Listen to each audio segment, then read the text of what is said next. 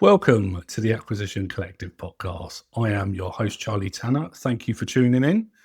This is the place where we discuss all things around the M&A landscape. So if that sounds like it's up your street, then stay tuned and let's dive into this week's guest. On this week's episode of the Acquisition Collective podcast, we have Mrs. Natalie Knight Wickens coming down to join us. We will be discussing all things that the M&A lawyer can bring to the table and why it is essential that you get one to make a transaction. So, Natalie, it's lovely to have you. Thank you for coming. My pleasure. Thank you for inviting me. Yeah. So if we could just dive straight into it, if you could tell the viewers and the audience who Natalie Knight Wickens is, and we'll take it from there. Oh, well, thank you very much. So I am a lawyer. I am a partner at a firm called Spencer West. I have been an M&A lawyer for about 20 years now. And I know you're thinking, well, surely not because she's only 29. That's it, yeah. Alas, I'm not. And the bulk of my work, I do a lot of acting for clients buying and selling your companies. I have a number of clients where they've run a business for a long time and now they want to sell it on and do something else. I also act for people who want to buy their first business, or people who have a sort of group of businesses and want to buy more, sort of buy and build strategy. That's it. Other than that, I do sort of background work I do sort of commercial contracts, and I do sort of shareholders agreements, investment agreements for people sort of just starting out in business. That's good. Love it. But that's not all the strings to your bow. You do a couple other things as well, don't you?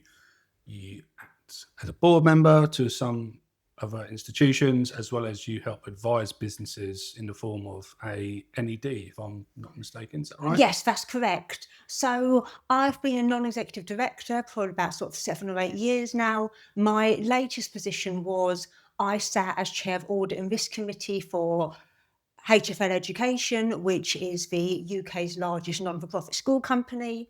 I stopped doing that maybe about 6 to 12 months ago. So you always get itchy feet on the lookout for another position. Other than that, I am chair of governors of my children's school, which is an outstanding school in Hertfordshire. And I also am the co-owner of a real estate company. Nice, lovely. Good mix then. Yeah, because I am, as you know, I come from construction originally and then crossed over to the world of M&A. So I know all about both sides. And they're very similar in, thinking about it now. And a lot of people who originate in property do quite well in M&A just because of, I think it's mainly to do with the project management side of it and to understand the process of it. I think they're very transferable skills. That's what I'm simply saying. But no, so how was your March anyway? Because obviously for anybody who doesn't quite know the industry, March is the silly season, the month before the last financial year.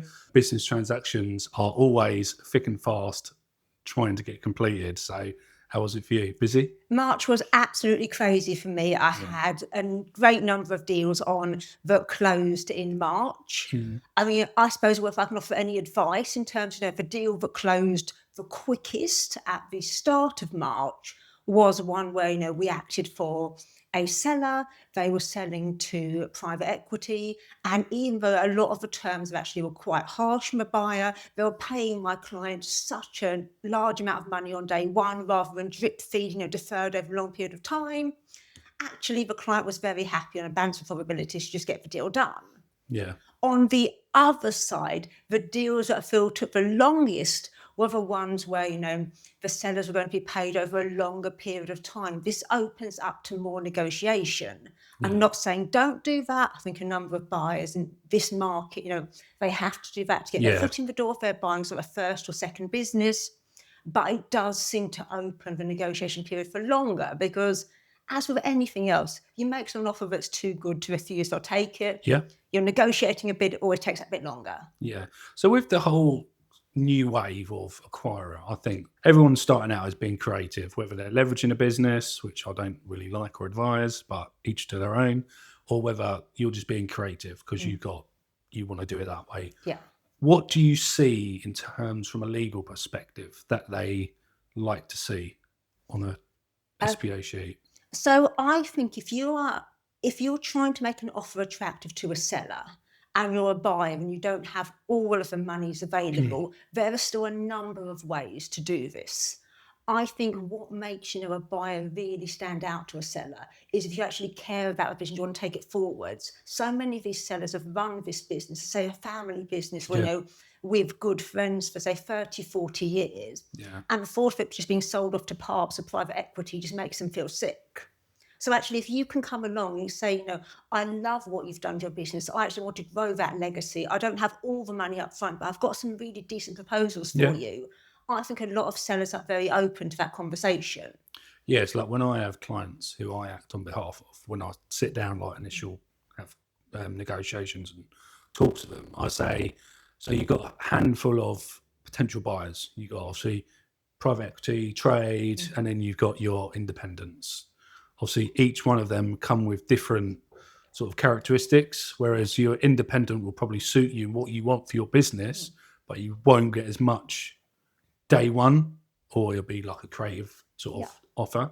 Whereas obviously private equity and obviously trade buyers, they come with more money down day one, or obviously less deferred, but obviously you can't, the guarantee that your business will stay is probably, a lot less. So it depends what you want for your business and where it goes. But that's what it brings back to me and my approach to acquiring, or when I did, is I would always say it's like, I'm here for you to hand over the baton and for me to take it for like the next 20, 30 years. So it's not changing. It's not being forced into like a serial buy and build where I've got to exit in 5 to 8 years to get the return for my investors. It's not like that. No. Granted, the multiple would never be as high, or the day one payment wouldn't be as high, but I could guarantee you the legacy would go on. And if you want a higher multiple, that'd be fine. It would just be paid over more time. That's my approach. But I think a lot of these creative, not newbies in the industry, the younger acquirer who's looking to do it, obviously strategic, just need to understand it takes time to build rapport to enable that sort of transaction as well, because they think they can have 1-2 meetings and then they just accept a 5-year deferred, no money down offer, and it's like, no, you need to be a bit more sort of. Agreed. I think that actually sort of no money down and buying a business for £1 is actually a massive myth. Yeah. But there are a number of genuine sort of legally safe ways that you can buy a business without all of the money down on day one. Yeah. I think there are a number of sellers who would accept, around a sort of 50% payment if we put in place, secure structures around saying charges over assets, charges over shares, earnouts over time, the seller staying involved in the consultancy capacity, which A, would be really beneficial for the buyer, learning the ropes, but also it gives, the seller some skin in the game. And or potentially, if a buyer is building a group, some sort of shares in a mid-co or top-co of a group. Yeah, there is all them. You can leverage and get them securities for the transaction. I think for people aspiring or looking to come into it, they just don't understand that in simple terms. Obviously, we know it quite simply because we're in the industry for many years, but that's the problem I find with acquisitions is the corporate jargon around it. When you simplify it, it's very simple. An acquisition. Obviously, there are many moving parts. I can probably break it down to 5 key milestones and simply explain that to obviously my clients. But the average industry professional, they like to keep it jargon-fied, I call it, and they just confuse the seller. And it doesn't help. A lot of sellers, they always go with the big brokers first, and then they get a bad taste in their mouth. I literally had a call. I didn't have a call this morning. I was messaging someone just to see if they wanted to sell their business or whatnot. And he goes, no, I don't want to sell at the minute because I had a bad time with the likes of the biggest broker in this country, who I'm probably talking about. I won't mention because it's I can't legally do that, but it's got 3 syllables in it. But he now won't come back to market to go to a broker. So it's like, okay, that's fine, no worries. If you want any advice, I can help you do it your own independent way. So it's a shame because the broker brokering industry in this country, where it's not regulated, is very poor overall. I think a lot of sellers get taken advantage of, and that's why I come into the world of brokering that's slightly different. Yeah.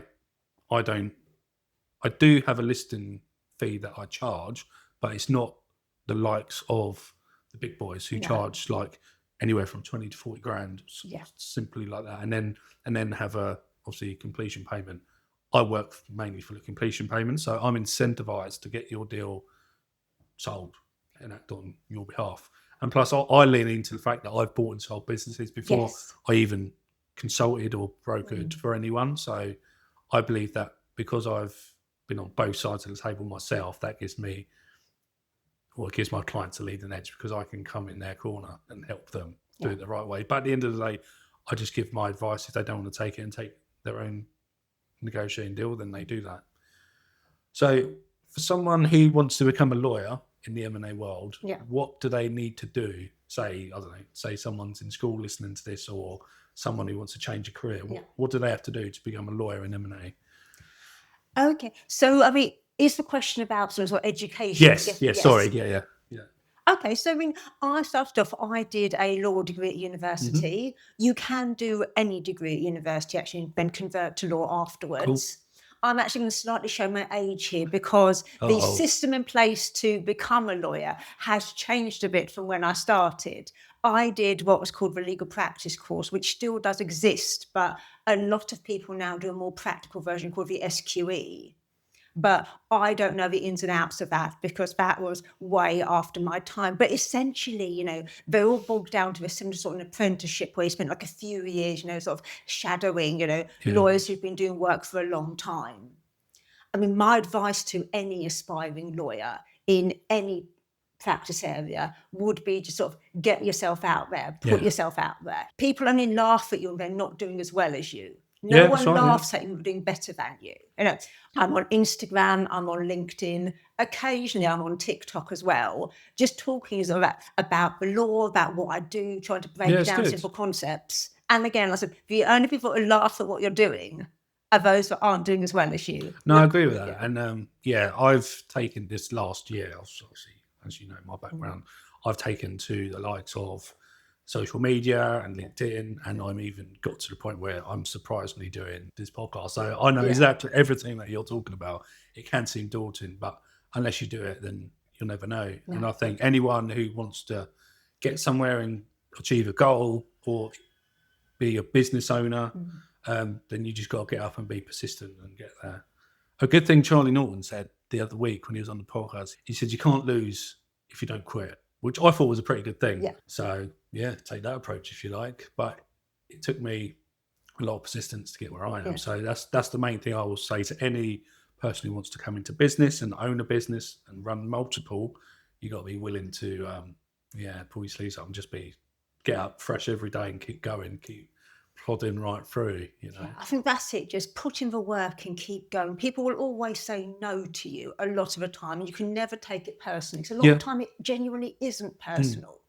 There are times I feel I've had a really good relationship with potential clients who have got on really well and choose to go to a different law firm, or, you know, vice versa, stuff that I thought it hasn't gone that well, but actually they've chosen to work with me. Yeah. You know, none of it is personal. It can all be sort of how they got out of bed that day, you know. Correct, yeah. Again, you know, what their long-term goals are, what else is going on in their life. Nothing to do with you. It's going to be selfish to think that people even think about you 1 second at a time. Yeah, it's true. Like, don't get me wrong. Like, I know like business owners who have been told no, or people in sales who are told no, and they take it to heart. Whereas I think the more you do it and the more you realise there'll be more no's than yeses anyway in any type of business or job. So you just got to get accustomed with that, get comfortable and just get on there. That's why it's like people in sales, they quite amaze me really, because they get so much rejection, probably like over 90% rejection, and then they just get that little win, you know, can do so much. Yes, which is good. That's good. That's very different to lawyers. I mean, up until the 1980s, lawyers were not even allowed to advertise their services. Really? I think that is why lawyers are generally so bad at marketing. It's always been a sort of a dirty word. It's like, oh, we don't market, we don't do this, we don't do that. I never knew that. It was one of the only professions that was never allowed to market its services. So, you would see, sort of a lawyer in a shop window, and that was all they could advertise. Yeah, and it's all just like natural, organic word of mouth sort of thing. Yes, but I think for those of us, if we don't have a shop window anymore, people aren't in the high street. You just got to try that a bit harder and get yourself out there. Because I know you got a very good social media presence, but on all platforms. So you must get a lot of inquiries, referrals from there alone. Yes, I do. And again, not at the start, I got nothing. You get the mothballs. You put yourself out there at the start. Compounds, doesn't it? And people are like, what are you doing? I've seen you, sat in your home office chatting away, or, I've seen, you're doing a reel where, there's talk about corporate law, but you're lifting kettlebells in the gym, what are you doing? Yeah, mix, Yeah, and then all of a sudden, the work does start to come in, the good inquiries from serious people start to come in. People actually want to buy your services, not just want to sell you telephone systems. Yeah, because I get a lot of that at the minute. People who, since I've launched this podcast, my my LinkedIn connections are with like agency people who want to, I don't know what they want to do. Like I do this all myself, so they obviously want to help me because so, but no, it's social media is a funny place. It highlights a fair few people on it. You can just see straight through, but then people like yourself, you just know you do what you do. I'm biased because I know people who work on deals with you as well. So I know you're capable anyway. And that I knew of you before I even started Acquisition Collective. And that was through people in thank you. Yeah, that's what I mean. So, and we've never worked on a deal to date. No doubt we will in the future. But yeah, I know you're credible even before meeting you in person, which is good. So that's why I remember on one of the first events that you come to, I was like, oh, Natalie's coming. Obviously, I've been seeing you on social media for a fair while. So that was cool.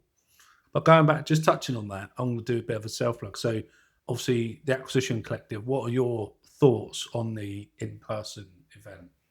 So I have attended almost all of your in-person events. Yeah, you have actually. Yeah. And even the latest one, I'm going to attend that as well, because you sent an email, there's only 10 tickets left. So I made sure there's only 9 tickets left now. That's it, yeah. No, I'm down to about 6. So yeah. Excellent. Yeah. So what I enjoy is I think there's a really good range of people, but no one is selling. This is not your typical, 6 a.m. networking club where there's no everybody's upsell there, for me, just sell.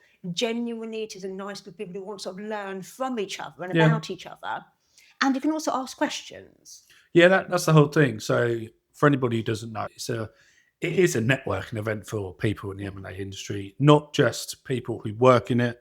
We do get aspiring people in there, as well as seasoned veterans who just come for, I don't know, because they're a bit bored, which is cool. So yeah, a whole range, which is good. Obviously, I go around with my begging bowl to a few keynote speakers, and they come on stage and share a topic of their profession and whatnot. And then there is an open mic Q&A section where anyone can ask a question, either to myself or to the room, mainly to the room because I'm no expert in any way, shape or form. And then we do have open mic pitching, but no one likes to do that yet, if you noticed. So one day they might get that, or people, what they normally do, they come to me and say, I don't really want to get up and pitch in front of the room. That's like seeking investment capital or sort of professional. So they come to me and then I introduce them like in the time allocated after. So it's not just a standard event, and it's very informal. It's an evening event held at a nice private venue. It's not, you're not upsold into anything at all. Agreed. Also, there's always a good mix of sort of men and women there. Yeah. So I think, Saying that though, I was looking at this the other day. So I think was it less than 5% of women in the industry? Yeah. But on the last event, there was 20% of people with tickets sold were women. And that also shows what a good event you hold. Yeah. So what a comfortable event you hold. It was attend. Double figures worth of women bought tickets. Only 8 attended because obviously some people can't make it last minute and whatnot. Yeah. But I was thinking that was really good because I remember the first one, I think there was probably 2 women. Yeah. So it's good, I think, because there's not enough women in the space anyway. I think certainly from a legal point of view, there's a lot of women in the space, but we almost feel that, they shouldn't Yes. shout about what they're doing. Yeah. I think when I work on legal transactions, I do see a lot of women, who are M&A lawyers, Yeah. but, they're not putting themselves out there. They feel, I used to feel that way, oh no, I shouldn't put myself out there. I shouldn't make a fuss. I shouldn't do that. So lawyers naturally think that, they shouldn't be marketing. And I think female lawyers in particular find it very hard. So, if there's any advice I can give you, don't make a fool of yourself on that TikTok or whatever. No one's ever going to look at it again. No one's thinking about you the second they've scrolled past. Yeah, that's it. Put yourself out there. Yeah. I mean, what's the worst that they could do? I mean, there's been some people that have clogged up my feed and I just get sick of, and I'd have to unfollow them. Yeah. But that's the worst that's going to happen. They're going to unfollow you. Yeah, what's the worst that can happen to me is, people have commented, oh, I don't like your voice, or, oh, this is nothing new, you're not saying anything groundbreaking. Oh, this is what you've had for breakfast. Like, so what? Yeah, but again, if you don't like it, scroll on. It's relevant for some people looking for your service. That's what you got to think. It's not an instant win anyway. They say people need, I think it's like 6 to 8 touch points now from someone before they even just make an inquiry or to think, I want to message them. No. So you doing that regularly, because you do post daily. I do every day, hashtag or at Flocks in the Dock. I'm on Instagram and I'm also Natalie Knight Wickens on LinkedIn. And every day I do a post, and every day I try to make it an informative post. So it's genuinely about, good things to look for, like key points in your contracts. No, it's good. I like it anyway. There's no other lawyer doing what you do with your content online that I've seen. No, I don't think so. I think that there are lots of good lawyers on the platforms, but I don't think anyone sort of breaks the content down in the way that I do. I think there's a lot of talking about sort of case law, but in terms of actually practical ways, what to look for in your contract, my top 3 negotiating tips for commercial contracts, my top 3 things that, you might want to acquire or want to get investment into your business. Yeah. I don't think people are putting it out that way. Which is good as well. And it's like, you even have them ebooks, for example, that people can download that are on your page, which are just good free tips for anyone who will need your service, So it's good. I think it's good anyway. Like anyone who's got the backbone to plug themselves, that they're at a certain stage where they can see that through. And I know you can do that anyway because of word of mouth. Thank you. So, yeah, it's good. So what's next for the rest of the year then? Are you looking to grow with Spencer West, or is there anything else you're looking at? Yes, so I'm looking to sort of grow and expand the business even further. Yeah. In terms of, I want to do sort of more M&A deals moving forwards. I also want to do more sort of speaking events. Cool. I've tried to set myself, a target of doing, say, one podcast every month. Cool. I am there pretty much so far this year, sort of one speaking event or one podcast a month. Of course, whenever you achieve something, then you want to double that, don't you? Yeah, always. Yeah.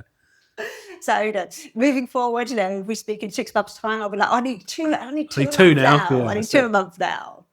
And other than that, it's trying to sort of grow my reach a bit further on social media. I do think that, accountants are hands down beating us lawyers in terms of their social media content. Yeah, there is. I must say, like lawyers, like I said, you're the only lawyer that I know doing regular content. Yeah. I don't know any other. No. Like consistently. The one that I know doing anything is Ray Dolben. Yes. He does 1 video a week. Yeah.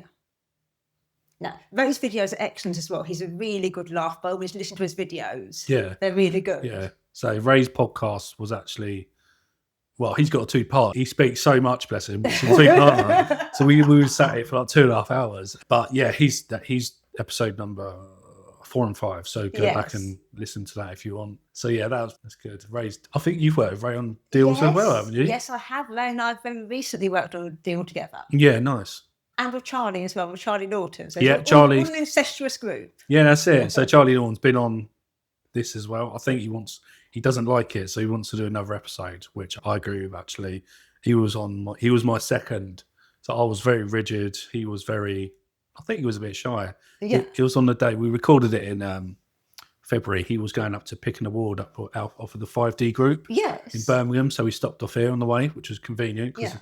he's Essex based. I'm Oxford based. So yeah, he detoured round. But no, me and Charlie talk quite regularly anyway about the space because he's another broker in the market. He's sort of a new gen disruptive in the industry sort of broker, which is different to the big corporate brokers that we don't like. Not that we don't like, sorry, that's the wrong term. We shouldn't say that. But I'm fond of the more independent boutique rather than the corporates. I would agree with that. I think it's just, as with anything, you cannot beat experience. Yeah. And I think everyone has to start somewhere, everyone's Yeah. got to train Yeah, somewhere. of course.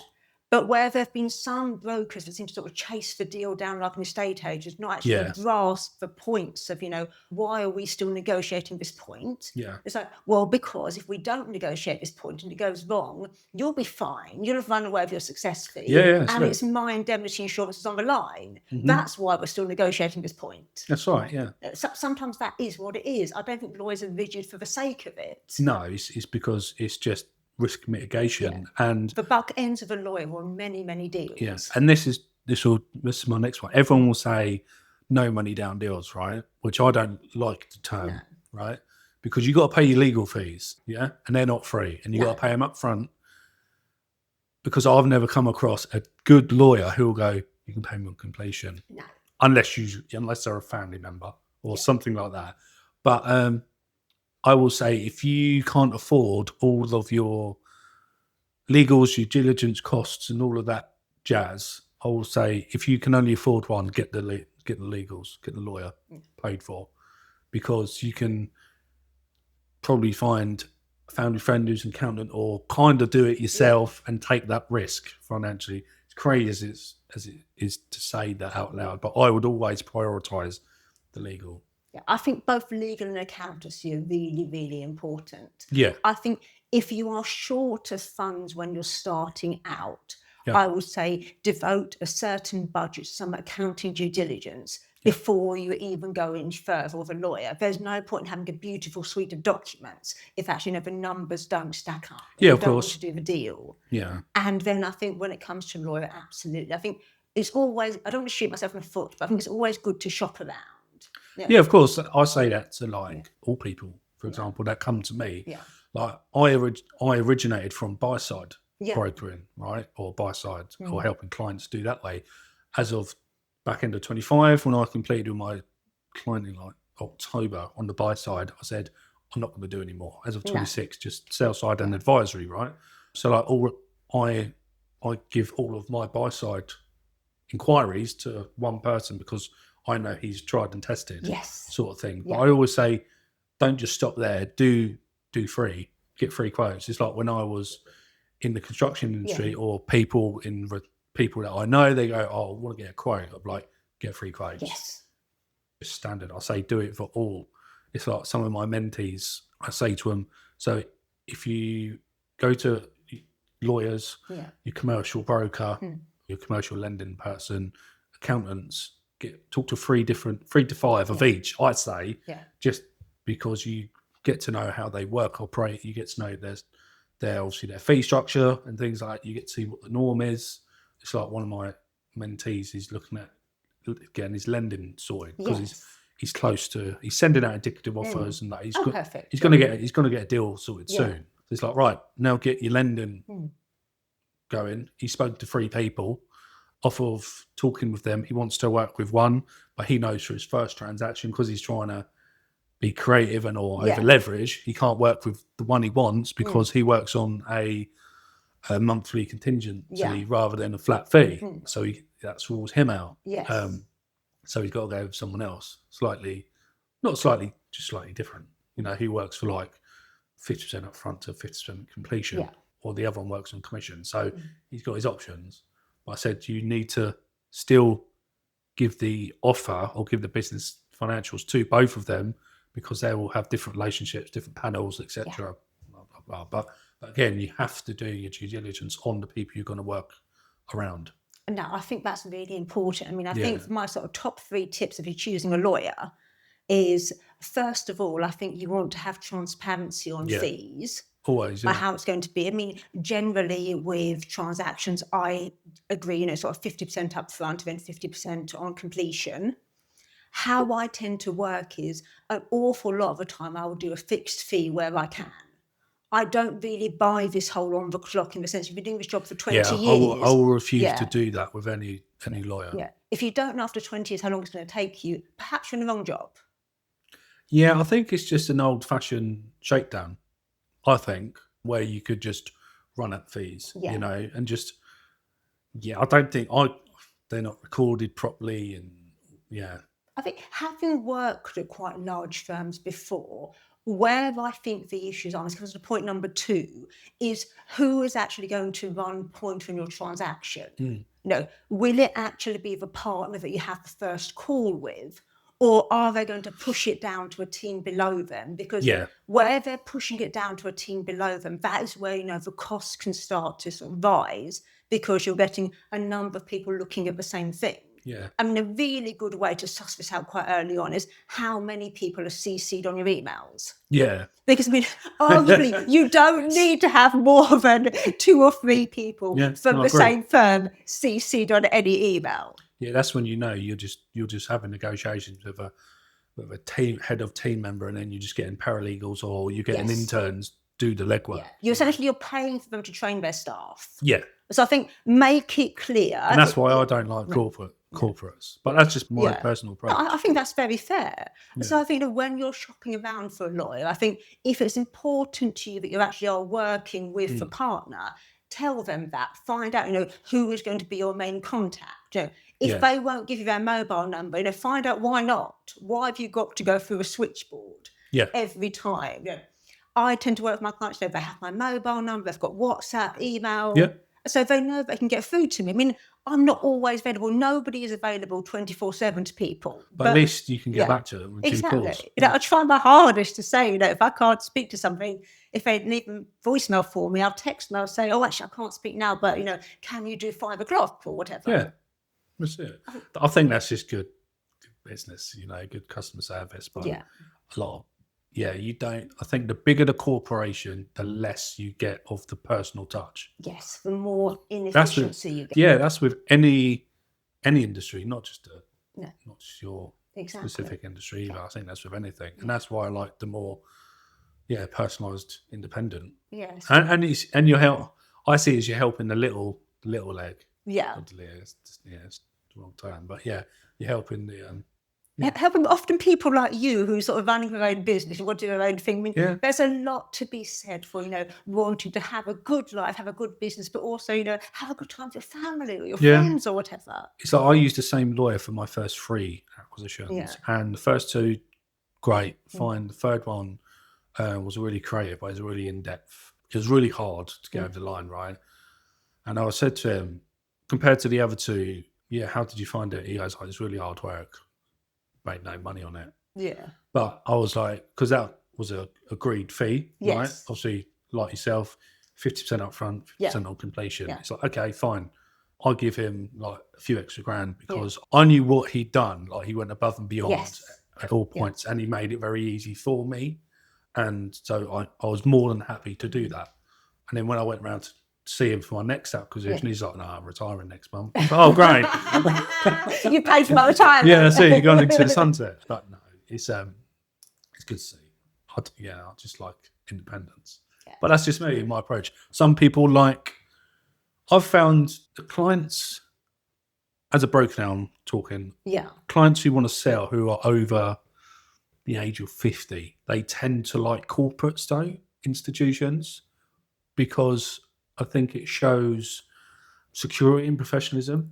Like because I have a panel of professionals I have around me that I recommend, and I can say these, and obviously it's broken down into size, point, whatnot, and they always majority, probably 2/3 tend to go to the corporate, and I'm like, but you can't guarantee the service, and that's just me recommending people that they might want to speak to along the way. I also think perhaps for a lot of sort of very established businesses and been around for a long time, they've never really had, say, a lawyer. They've always had an accountant. So, well, we've gone to Mr. So-and-so for 30 years. I know. We always put Mr. So-and-so has always looked after us. And he has a relationship with a particular lawyer. And so they go straight onto them blindly. And it's like, but this is an M&A deal. Yeah. What you really need is, both a lawyer and an accountant for, are experienced in M&A transactions, not just experience in bookkeeping and conveyancing. Yeah, because I regularly say this about accountants, right? Because I think the figure's like 80% of businesses are micro businesses. Yeah. So I say 80%. Me in my simple head, I go 80% of accountants are data and entry reporting accountants, right? They're not specialists in forecasting, M&A. They're not. They can't diagnose. They can't do these other aspects at the click of a finger. You go into your accountant who's been in your local town for 30 years, that's fine. Right, I'm not discrediting anyone that they can't do it accountant-wise here, so don't hate me, because accountants are the gatekeepers of my industry I work in. So, but the majority of them can't help on a transaction as well as a specialist forensic accountant could, for example, or someone on more advanced accountant. I think it's just a different skill set. Yeah, it is. For many businesses, an accountant, sort of a statutory accountant who sort of helps to keep your bookkeeping going, sort out your dividends tax efficiently, sort out your life tax efficiently, which a lot of family businesses, it is about tax efficient lifestyle business. I mean, there are many wonderful accountants who do that really well. But for selling a business, an accountant really needs to be able to dive into sort of due diligence numbers, but also be able to, work their way around a tax covenant, understand the impacts of an earnout, particularly for the seller. How is your client going to get paid over time? Earnouts probably like the number one reason for disputes in share purchases. And so you really need to have an accountant who's on it, who can not just read the text, but understand how does this actually work moving forward, where are the pitfalls here, what is actually in my client, the seller's control, and what's in the buyer's control. We're trying to sort of pull the wool over our eyes a bit. Yeah, and you need, and it's like you said, it's a whole different skill set to your standard accountant. And I think there's a difference between an accountant and a tax accountant as well. They're two different skill sets. So people just go for an accountant to do their due diligence. I would probably say you could probably get your own accountant to do that if you have one. And I would say prioritise the tax side, because a lot of people underestimate the tax implications of a transaction, and they always get stung post-acquisition. The person who's just sold, I'm referring to here, because they just don't look into it properly. I would agree with that. I think, in terms of some preliminary due diligence, then absolutely, your regular accountant is perfect for that. Yeah. But for the seller to work out, actually, how am I going to deal with this money tax efficiently? When I get this windfall, what are the best ways, to invest it, to spend it, to use it for other businesses, to make gifts to children, etc., anything like that. Certainly, What pot do I actually need to keep to cover me for tax in the future? Yeah, because the tax man does come calling. Yes, exactly. And it's not instantly, it's post you getting your money. So you need to be fully aware. And people going, it's just 10% I've got to put aside. It's not. So people go on about entrepreneurs relief and all this stuff. And it's like, it's changing year on year at the minute. So you need to talk to a very on the ball tax professional. A tax professional who has reviewed the share purchase agreement and who knows these kind of things is worth their weight in gold. Definitely. Anyone who can save you money on tax, they're like gods on earth, aren't they? Yeah, literally. I'll say that to any person looking to exit. You want to talk to an accountant, talk to a tax advisor and a wealth management advisor as well. Them three. No one professional does all three of them things not efficiently, not can specialise in all three of them things. So again, do your due diligence on that. Because I think people focus too much on the pre-acquisition, the search, the lend, and then the legals and due diligence. Whereas I think people need to focus more on the post-acquisition, both from a buyer and seller. Exactly. And what actually happens on day 2? Yeah. Once you've drunk the champagne, what actually happens that next day? Because that's the hard bit, like I was very lucky and fortunate for my first acquisition, but for 2 and 3, I was very naive and I learned some harsh lessons. Transaction 3 made me laugh. I tried to go in there all guns blazing, changing everything day 2, and by day 10 walkouts were opening. I was thinking, it's a bit aggressive on that one. Maybe I shouldn't do that. So there's all these day 2 measures. Hindsight is a wonderful thing, but I do think there is that sort of phase, that first sort of 100 days, and actually what you would do. And I think it's a massive learning curve for the buyer, how to go in, with the people that are there, the customers that are there, and for the seller, it's a big learning curve because they're not the boss anymore. Yeah, it's hard. I'm lucky because my businesses I've acquired, the seller's only been around for about 3 months, mainly to enable me to meet and greet clients, customers, and account holders for like materials and things, because I love construction. So they haven't been needed. No. Because I see them as the longer they're there, the harder it is for me to shift the teams, because the businesses I've acquired have always been lean management teams, and then 9 times out of 10 subcontractors doing the actual work. So it's like a small office team that I oversee, probably between 5 to 10. So it's not been, so you can maneuver them quite quickly. They're agile, you can pivot them. Yeah.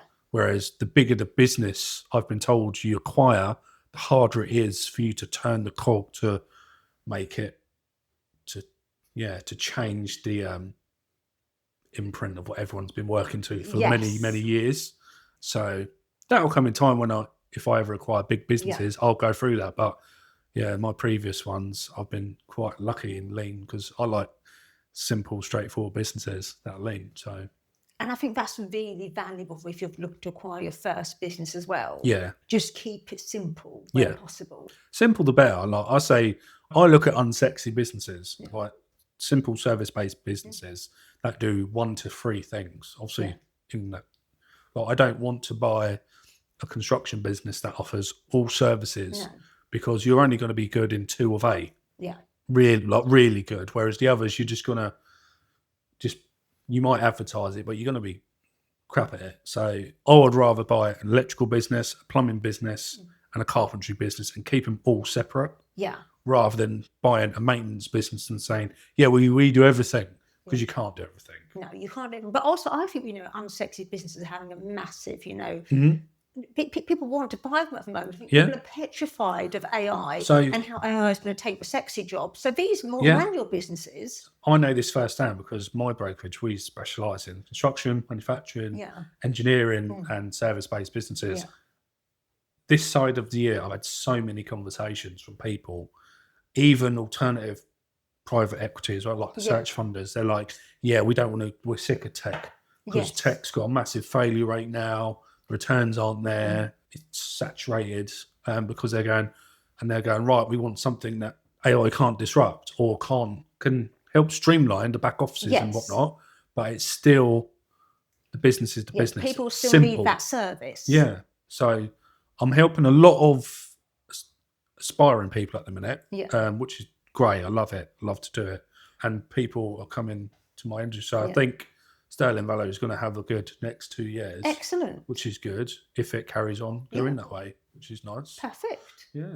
But I know, obviously you're coming to the next in-person event, which is on the 30th. Yeah, 30th. Look forward to it. I think this will be released after that, after. Yes. Because I've got 3 because they come out every Sunday, these 2. So I've got 2 scheduled to come out in the next 2 weeks. And then I've got another 2 to upload still, and then you're on. Okay. So you'll be just after, no doubts. But that'll be good. Yes. So I'm trying to get to 30, and then I'm going to take a break and see what happens, to see if I want to carry on, see what the interest is like, to see if people like to listen to me talk to people in the space. Pitch people against each other. See who was the most popular podcaster. Yeah, always. Yeah, keep track of them numbers. So it's going to be Charlie Norton, isn't it? Him the most popular. He is running it at the minute. But I think that's only because he probably got loads of people to watch it for him, get his numbers up. But I've only released 5 in a minute, so we'll see. I'm getting better each time as well. Yeah. More comfortable because I'm still awkward now, but we'll get there. Excellent. No, it's been a pleasure. Thank you very much. No, thank you for coming down. Yeah, you travelled all this way, which is great stuff. So thank you very much. My pleasure. I'll leave all your information and stuff in the bit below. So if you lot want any links to Natalie, then yeah, they'll be in the description below. Please do. I'd love it if you would follow me, and please do contact me if you'd like to chat. I'm always happy to chat to people. Thank you. Lovely. Thanks so much.